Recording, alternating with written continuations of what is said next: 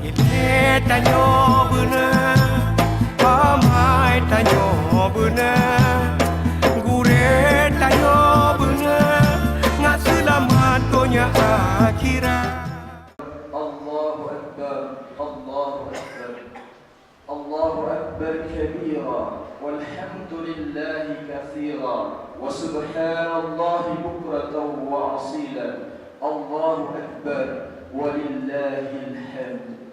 Alhamdulillah, alhamdulillahilladzi qad ja'ala al-islam rahmatan lil alamin. Ashhadu an la ilaha illallah wahdahu la sharika lah, wa ashhadu anna Muhammadan 'abduhu wa rasuluh. Allahumma salli ala sayyidina Muhammad wa ala alihi wa ashabihi ajma'in. Amma ba'd. Fa ya ibadallah, أوصيكم وإياي بتقوى الله فقد فاز المتقون. قال الله تعالى في القرآن العظيم وهو أصدق القائلين: أعوذ بالله من الشيطان الرجيم. بسم الله الرحمن الرحيم. الحج أشهر معلومات فمن فرض فيهن الحج فلا رفث ولا فسوق ولا جدال في الحج وما تفعلوا من خير يعلمه الله وتزودوا فإن خير الزاد التقوى واتقون يا أولي الألباب. صدق الله العظيم صدق الله العظيم وبلغ رسوله الكريم ونحن على ذلك من الشاهدين والشاكرين.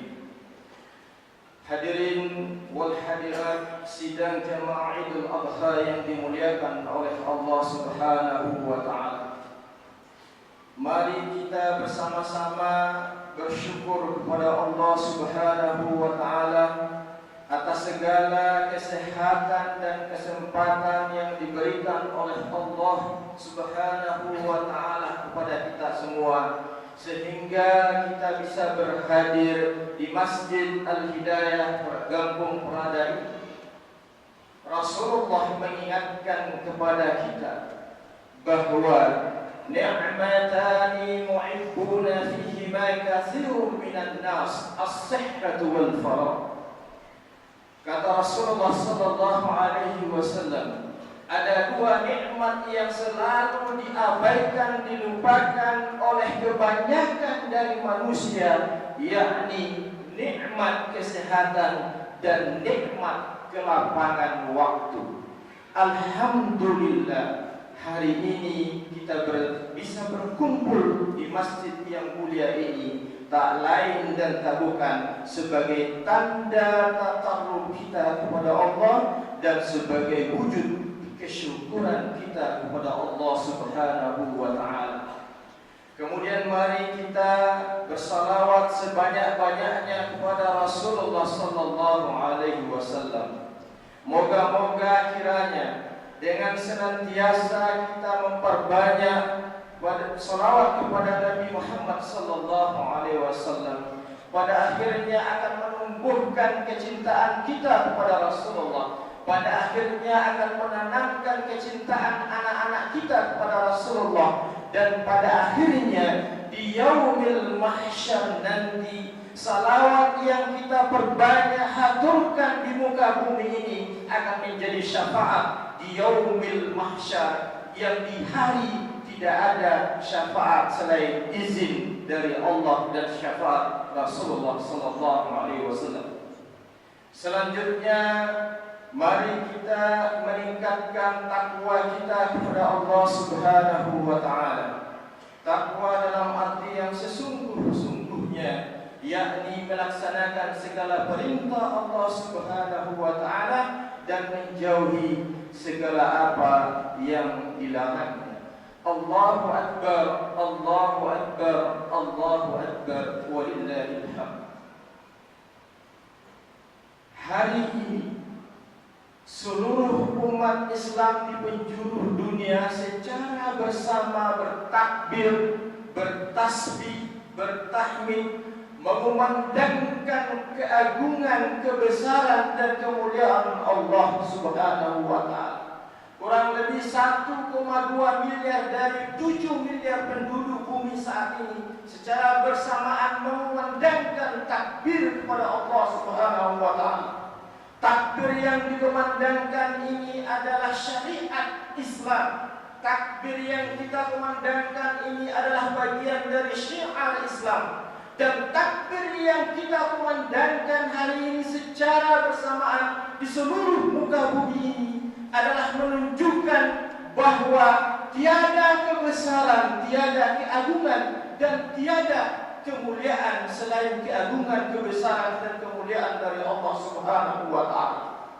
Takbir kita di hari raya Idul Adha ini, atau juga bisa kita namakan sebagai takbir di hari kurban, banyak sekali yang bisa kita ambil ibrah dan hikmah yang di dalamnya.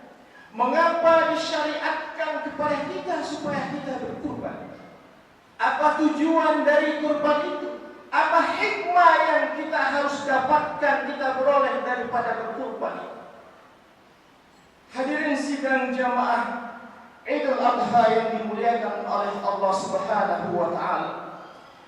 Tujuan daripada hari raya Idul Adha ini, tujuan daripada kita berkurban ini tidak lain dan tidak bukan sama dengan tujuan kita diperintahkan sholat, sama dengan tujuan diperintahkan kita berhaji, sama dengan tujuan diperintahkan kita mengeluarkan zakat, yakni at-taqwa.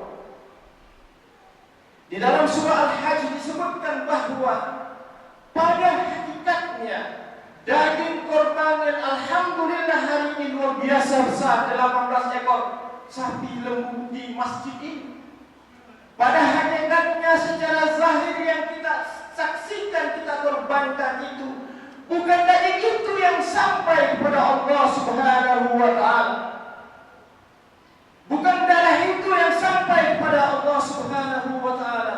Akan tetapi la yanalallaha luhumuha wala dima'uha walakin yanaluha at-taqwa minkum.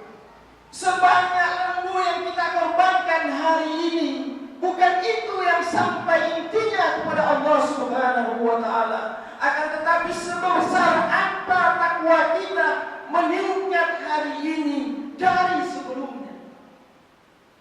Inilah yang harus kita tanamkan, bahwa dengan kita berkorban di tahun ini, kita menunjukkan bahwa ya Allah, saksikanlah ya Allah, bahwa dengan saya berkorban ini, maka ketaatan saya kepadamu ya Allah, menjalankan salat sebagai sebahagian dari inti dari ketakwaan itu tidak akan pernah saya tinggalkan. Inilah inti daripada kurban kita. Walaupun di dalam hadis-hadis Rasulullah sebetulnya sebuah semakin besar lembu yang kita tanamkan, itulah yang akan menjadi kedendaraan di yaumil akhir. Inilah tujuan daripada kurban. Selanjutnya, apa hikmah yang bisa kita peroleh? Apa hikmah yang kita dapatkan dari syiar kurban ini sejak Kabil dan Habil, sejak peristiwa Nabi Ibrahim sampai disyariatkan kembali kepada kita melalui Rasulullah sallallahu alaihi wasallam. Hadirin wal hadirat yang dimuliakan oleh Allah Subhanahu wa taala, maka bisa kita pastikan bahwa sangat banyak hikmah yang dapat kita ambil di dalam peristiwa kurban ini. Yang pertama sekali adalah bahwa dengan diperintahkannya kita berkurban ini adalah semata-mata supaya orang-orang yang mampu di antara kita, orang-orang yang diberikan kekayaan, diberikan kelapangan harta, ditumbuhkan sifat-sifat kedermawanannya dengan berbagi. Mengapa sifat-sifat kedermawanan ini harus kita tumbuhkan secara masif? Bahwa di dalam ajaran Islam, jika seseorang orang kaya, maka dia harus menggandeng orang miskin supaya dia juga bisa kaya. Maka kita bisa saksikan bahwa orang yang kaya itu diwajibkan setiap tahun 2,5% zakat hartanya. Kenapa? Supaya jangan hanya dia yang kaya. Setiap tahun dia terus yang masuk kaya 10 besar di Indonesia. Tidak seperti itu. Di dalam konsep Islam bahwa semakin banyak orang kaya, semakin tipis perbedaan antara si kaya dan si miskin, maka akan tercipta rahmatan lil alamin bainal ghina wal fuqara. Tetapi hari ini hadirin sidang jamaah Idul Adha yang dimuliakan oleh Allah Subhanahu wa taala, disparitas di Indonesia luar biasa timpang sekali. 85% kekayaan itu dikuasai oleh orang non-Islam. 85% kekayaan kita di muka bumi ini, di Indonesia ini, dikuasai oleh non-Islam. Sehingga apa yang terjadi? Orang kaya semakin kaya dan orang miskin semakin miskin. Musibahnya lagi ada peristiwa yang menakutkan. Dengan banyaknya bantuan sosial kepada orang-orang miskin, akhirnya banyak yang sebetulnya tidak miskin, maka dia mengaku-ngaku menjadi orang yang miskin. Sehingga data BPS di Aceh, termasuk Aceh ini salah satu negeri yang masuk termiskin di Indonesia. Nauzubillah min dzalik, summa nauzubillah min dzalik. Maka orang akan bertanya secara fisik, kalau memang syariat Islam mensejahterakan umatnya, maka orang akan menonton ke bumi Aceh ini yang secara kafah satu-satunya provinsi di Indonesia yang menegakkan syariat Islam.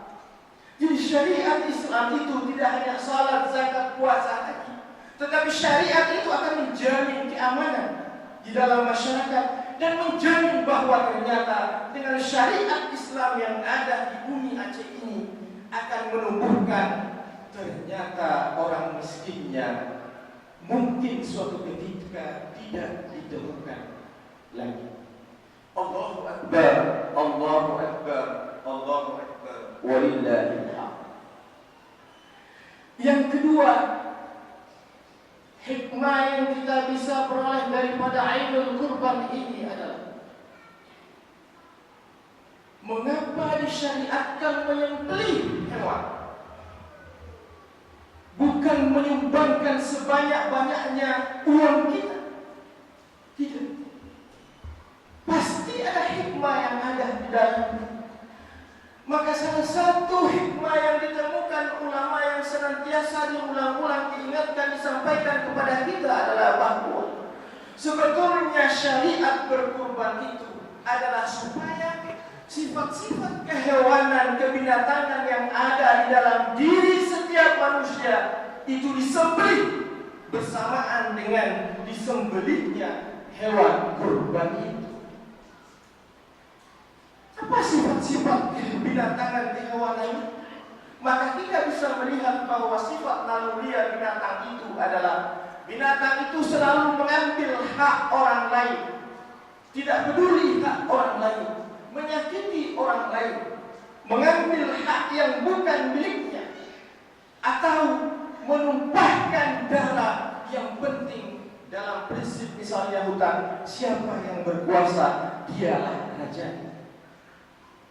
Jika kita ini maknai dalam Idul Kurban ini, maka semua sifat-sifat kebinatangan ini bisa kita kikis sedemikian rupa sehingga yang tertinggal adalah sifat-sifat insaniyah kita. Di dalam hadis hadis Rasulullah sallallahu alaihi wasallam disebutkan bahwa An Abi Hurairah radhiyallahu anhu qala Rasulullah sallallahu alaihi wasallam atadruna mal muflis qalu al muflisu fina ma la dirham lahu wa la mata'a faqala innal muflisa min ummati يأتي يوم القيامة بصلاة وزكاة وصيام وقد شتم هذا وقذف هذا وأكل دماء هذا وضرب هذا فيؤتى هذا من حسناته وهذا من حسناته فإن فنيت حسناته قبل أن يقضى ما عليه faturiha min khatayahum summa turiha minan nar. Hadis ini sangat tepat untuk kita ingatkan kembali sifat-sifat kebinatangan yang mana yang harus kita ikuti. Rasulullah bertanya kepada para sahabatnya. Ketika Rasulullah bertanya kepada sahabatnya, sebetulnya Rasulullah ingin menyampaikan ilmu kepada sahabatnya. Rasulullah bertanya, atadruna mal muflis? Tahukah kalian wahai sahabatku, siapakah muflis itu? Siapakah orang bangkrut itu? Maka di antara sahabat itu langsung bertanya, menjawab, al muflisu fina man la dirham lahu wa la mata'a.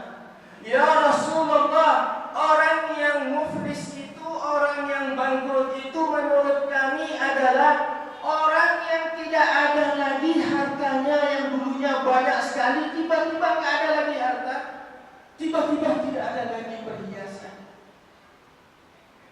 Maka Rasulullah dengan tersenyum menyampaikan, innal muflisa min ummati ya'ti yaumal qiyamah bi salatin wa siyamin wa zakat. Sesungguhnya orang yang bangkrut itu adalah di antara umatku. Dia datang pada hari akhirat. Dia datang dengan membawa lengkap salatnya, zakatnya, puasanya. Kalau kita mau tambahkan hajinya, kurbannya, dia datang dengan semua itu. Ya'ti wa qad syatama hadza. Dia datang, tetapi dia juga senantiasa membuka aib saudaranya selama dia di bumi. Wa qadhafa hadza. Dia datang ke yaumil mahsyar, dia salat, zakat, puasa, haji, tapi dia selalu menuduh saudaranya, tetangganya dengan tuduhan yang tidak betul. Wa safaka dima'a hadza. Dia suka menumpahkan darah saudaranya.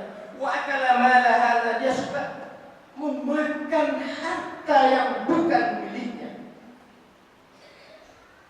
Wa daraba hadza. Dan dia suka menyakiti tetangganya, si A, si B, si C, si D. Itu pekerjaannya. Fa yu'ta hadza min hasanati. Maka seluruh kebaikan salat, zakat, puasanya ini akan diberikan kepada orang-orang yang disakiti, dibicarakan, dibuka aibnya di muka bumi. Sampai-sampai kalau amal perbuatannya sudah habis, maka dosa-dosa orang yang disakiti itu akan dibebankan kepada dia dan dia dimasukkan ke dalam neraka. Na'udzubillah min dzalik, summa na'udzubillah min dzalik. Oleh karena itu, dengan berkurban kita ingin sifat-sifat kebinatangan ini sangat efektif untuk kita bunuh mulai hari ini, matikan, kikis mulai hari ini, karena ternyata sifat-sifat kebinatangan ini pada akhirnya akan merugikan kita ketika kita merasa bahwa kita sudah sholat, zakat, puasa, haji, berkurban, tapi ternyata pada diri kita masih terdapat sifat-sifat kebinatangan. Allahu Akbar, Allahu Akbar, walillahil hamd.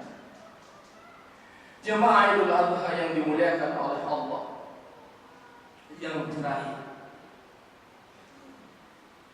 khatib ingin membuka kenangan kita kembali tentang bagaimana sejarah kurban. Sejarah kurban salah satunya akan mengingatkan kita akan peristiwa yang sangat besar, mulai dari Kabil dan Habil pada masa Nabi Adam, dan mulai dari peristiwa Nabi Ibrahim yang hendak mengorbankan anak. Dilukiskan di dalam surah As-Saffat bahwa falamma balagha ma'ahu as-sa'ya qala ya bunayya inni ara fil manami anni adbahuka fanzur madza tara qala ya abati if'al ma tu'mar satajiduni insyaallah minas sabirin. Ini luar biasa dialog ini.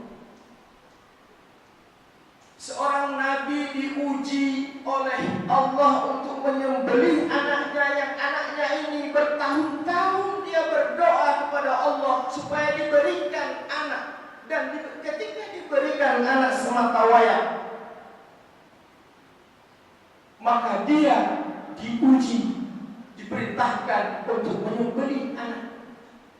Maka perintah Allah yang disampaikan lewat mimpi ini disampaikan kepada anandanya yang tercinta. Ketika masih remaja ditanya anaknya, wahai anakku, inni ara fil manami anni adlahuka. Ayahanda melihat di dalam mimpi bahwa ayahanda diperintahkan untuk menyembelih. Jawaban yang luar biasa yang diberikan oleh anaknya yang masih remaja ini.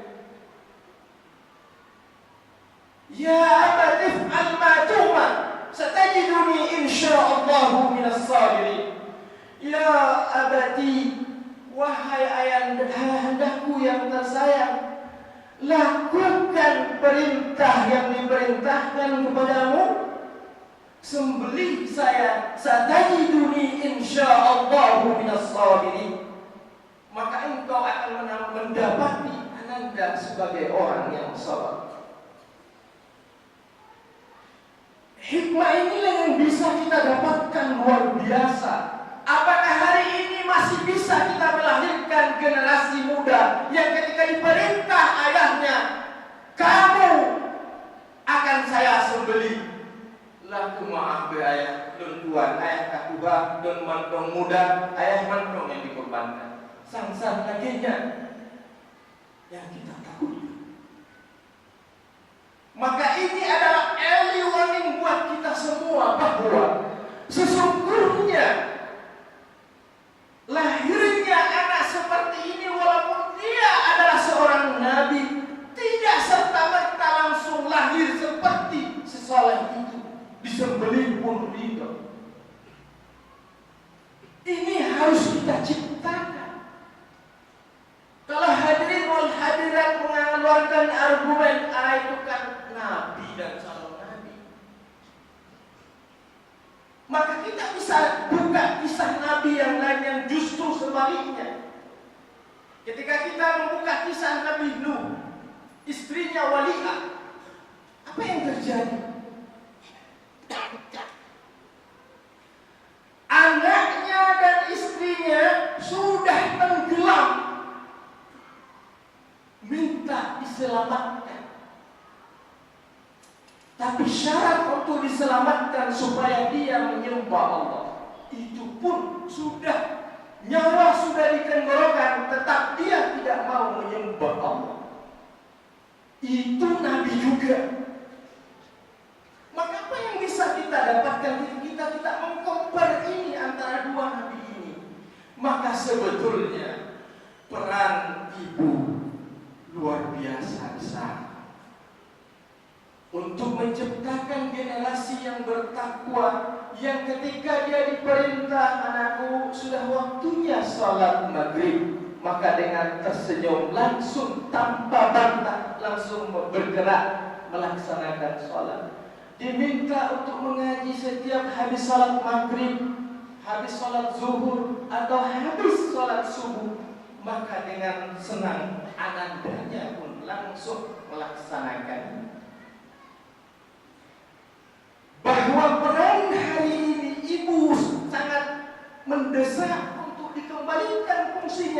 yang hari ini ada kesalahan di antara kita, bahwa seolah-olah ketika anak sudah dibawa ke TPA di masjid, anak dibawa ke pesantren, lepas sudah. Hati-hati. Hati-hati. Ketika ibu-ibu mendapatkan pahala al-jannatu tahta aqdamil ummahat, bahwa surga itu di bawah telapak kaki ibu. Ketika Rasulullah, seorang sahabat bertanya kepada Rasulullah, siapakah di antara yang patut saya hormati di muka bumi ini? Rasulullah menjawab, ummuka, ummuka, ummuka, summa abuka. 3 kali Rasulullah menjawab, ibumu, ibumu, ibumu, kemudian anak. Jemaah Idul Adha yang dimuliakan oleh Allah, yang terakhir ini betul-betul perlu mendapat perhatian kita. Anak-anak kita hari ini tidak seperti kita. Generasi saya yang lahir 70-an, mungkin 80-an, kami lahir yang kita tengok adalah kodok, yang kita tengok adalah ringgangnya pohon-pohonan, yang kita tengok adalah permainan-permainan anak-anak zaman saat itu. Tetapi anak yang lahir hari ini, kalau tidak hati-hati kita, begitu dia lahir, dia bisa langsung nengok Amerika, nengok Cina, nengok Rusia, beserta dengan peradaban yang sangat hancur lewat yang namanya HP Android yang bapak-bapak, ibu-ibu berikan pada anak-anak tersebut. Inilah yang beberapa tujuan dari hikmah yang mudah-mudahan bisa kita dapatkan di hari raya Idul Adha ini dan hari raya Idul Kurban ini. Demikian yang khatib dapat sampaikan. Jikalau ada kebenaran yang keluar dari mulut khatib, yakinlah itu adalah kebenaran dari Allah, dan jika ada yang keliru, hakul yakin itu adalah kekeliruan dari khatib. Oleh karena itu khatib mohon maaf yang sebesar-besarnya.